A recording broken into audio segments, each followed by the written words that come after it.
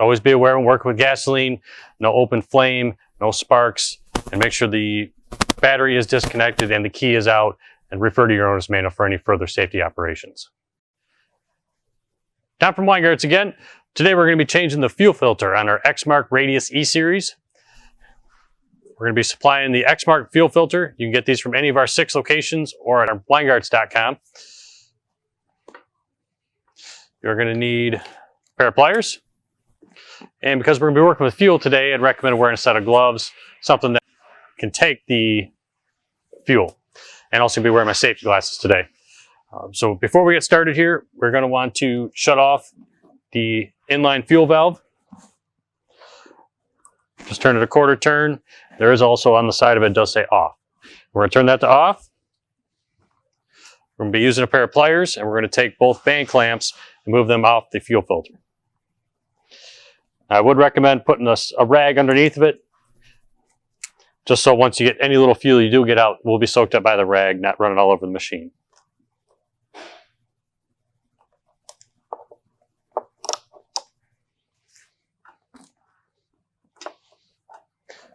So once we've got our clamps moved out of the way, what I recommend doing is giving it a twist to break the fuel lines free.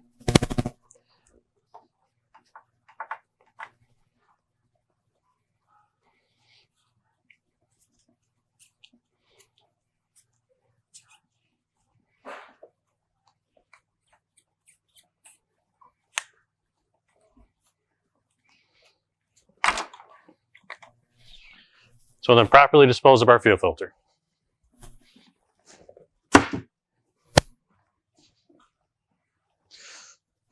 When installing the new fuel filter, if you look on the side of the filter, it does have an arrow and it says flow. You want the flow side to go towards the engine, the other side to go away from the gas tank. So from the gas tank to the engine. We'll reinstall it in our fuel line.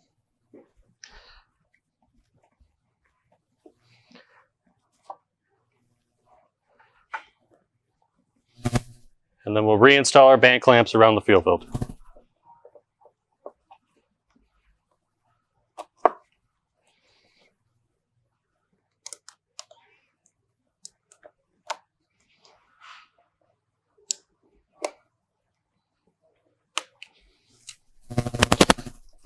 We'll turn our fuel valve back on. Make sure we remove any gas-soaked rags out of the machine, and then start it. Always be aware when working with gasoline, no open flame, no sparks, and make sure the battery is disconnected and the key is out, and refer to your owner's manual for any further safety operations. Weingartz, everything.